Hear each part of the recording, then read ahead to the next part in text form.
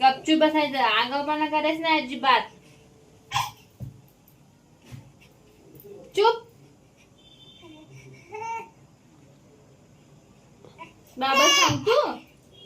बाबा सांगतो मी काय म्हणते. काय सांगायचं नाही, गपचूप बसायचं. चुप. काय काय झालंय? काय बोलायचं नाही, चुपचाप बसायचं. सांगितलं कळत नाही? कळत नाही ना गं बाई. बस बस, नाही घेणार नाही मी.